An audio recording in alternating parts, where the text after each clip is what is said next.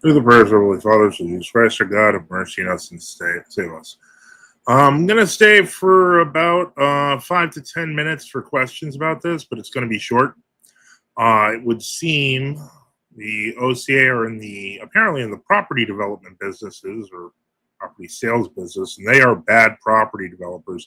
A church built by a literal saint and a historic building dating back to the 19th century in the heart of downtown Wilkes-Barre for over 100 years, as we've mentioned on this channel before, appears to be headed for destruction by the very people who are supposed to safeguard it for future generations. Built in 1892, it has graced Wilkes-Barre's downtown area since before there was an ecumenical movement, back when Russia had a Tsar, and was there when the Ottoman Empire collapsed, and was a beacon for the thousands of Orthodox Christians in the Northeast PA area. The OCA has unfortunately been long engulfed in financial scandals, and so basically it was noted as far back as 2006 on this site, this now defunct site, ocanews.org. However, as they say, the internet is forever, and even though a lot of people are new to this space, NFTU remembers. So a part of it is about money. Between now and the now finished court battle in Miami, the OCA is letting historic properties go. So why wouldn't they want to sell it to an Orthodox Christian who just loves church and loves his town? After all, they had no problem selling it to the Hindus. But in this case, part of it's about money. Between here and the now finished court battle in Miami, the OCA is letting historic properties go. And the story here is a bit more nuanced. When they glorified St. Alexis Toth, who built this church, basically, they probably, I'm increasingly convinced it was a case of Balaam's ass, as in the scriptures, that it was more of an involuntary glorification. It was more likely motivated by one-upping the Rokor back when they weren't in communion, because they had just glorified St. John of Shanghai. But what they didn't consider was that they were codifying into history the conversion of thousands of Uniates to Orthodoxy, which unfortunately doesn't jive with their current ecumenical drive since bowing to the Moscow Patriarchate in 1970 and beyond. Let's watch as Fox 56 Scranton interviews Dimitri Petitsa. So if anyone notices he looks like Dr. Pete from the Athos Diet, that's because they're twin brothers. Just thought that was an interesting detail. But let's hear what Dimitri has to say at Fox 56. A former Orthodox cathedral that operated for more than 100 years is for sale, but a potential buyer is hitting some roadblocks in order to preserve and restore the space. Our Jake Starwar brings us that story from Wilkes-Barre. The Holy Resurrection Cathedral, a historic landmark in Wilkes-Barre, is now facing an uncertain future after the Orthodox Church of America's Diocese of Eastern Pennsylvania voted last September to close its doors. According to a statement from the diocese, the decision was attributed to structural issues and declining membership. A for sale sign now stands outside the cathedral, seeking a new owner.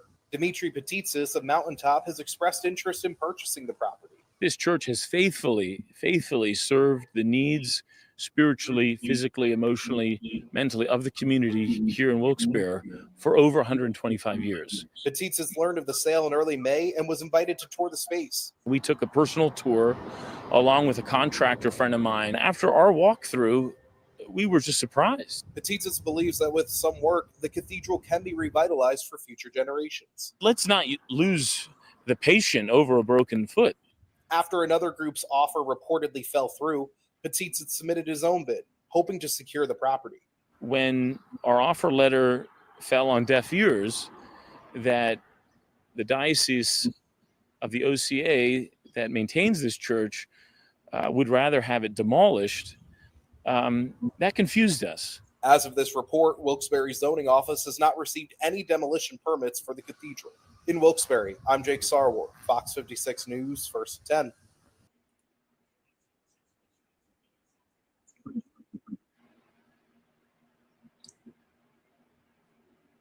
So, basically, Dimitri's foundation literally bid for the church. And it's fallen on deaf ears. So if you're watching me here, you can click on the local news video. It is in the description. Like it and leave a comment in support of the church. Let's rally the media. The OCA hierarchy can pretend not to hear us, so let's make them hear us. This church, over 125 years old, is older than the county courthouse, which is a landmark of Wilkes-Barre. It was built in 1906. I have a history joke I use on a lot of people, different people. I include new calendarists because there are many old hot dog stands. I often say we have a hot dog stand that's older than your calendar. Unfortunately, thanks to the hierarchy of the OCA, the hot dog stand might be the only thing we have left.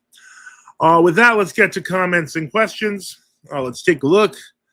What do we got here? The new John A says the new calendar Greeks did the same thing to our parish. We tried to buy a historic church, and instead they sold it to a group of Protestants. Well, this time around, let's do something about this, because I know that you tried to do. We got to do more. We're going to make them hear us, and otherwise, I mean, unfortunately, as Death to Compromise is pointing out here today in Russia, tomorrow in America, this is precisely how the Soviets behaved with church buildings, and how they behaved in early kind of the Putinite period in Russia, where they're confiscating churches and they're not using them or turning them into tourist sites. It's disgusting. Tony says, "Well, isn't that special?" Yeah. Homily said, "Well, that's abominable." Yes, it is. 100%. Orthodox more ground. Did they publish why? Well, they did. It was in the news report, supposedly to structural issues, but those have to be released whenever you sell the building. So we all know there are structural issues, and even Dimitri, who put the bid for the building, he knows. He knows about it, and there's things they're looking up. And then let me see here. Denise says, "Father bless, God bless you." Wow. Reconquista says OCA is being okay. We'll continue. Is Baptista with the GOC? Yeah, he's with the GOC Clinicos. Who's the Archbishop of the OCA there? I want to say Bishop Benjamin, I think. I'm not sure.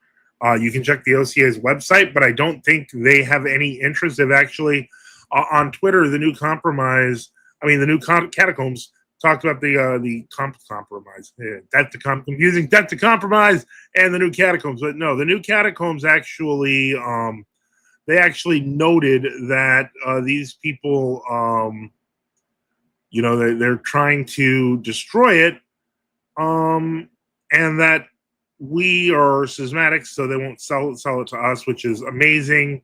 They will sell it to Baptists, who will demolish it. They will sell to Hindus, who will turn it into a Hindu temple, but they will not sell it to Orthodox Christians. So let me see here, and I think that's this is going to be a real short one, just to note, because we have to. Nobody asked, but here's the Jay Dyer counter: the number of days since we've had an open debate challenge with Vocab Malone and willing to host and moderate. And so with that, I'll say support the channel. We at NFTU need your help. Support us by subscribing or donating at nftu.net and on GiveSendGo. We remember all of you in our prayers, and thank you for the support for NFTU. And as always, don't forget to like and subscribe. Through the prayers of Holy Fathers, through Jesus Christ, our God, have mercy on us and save us.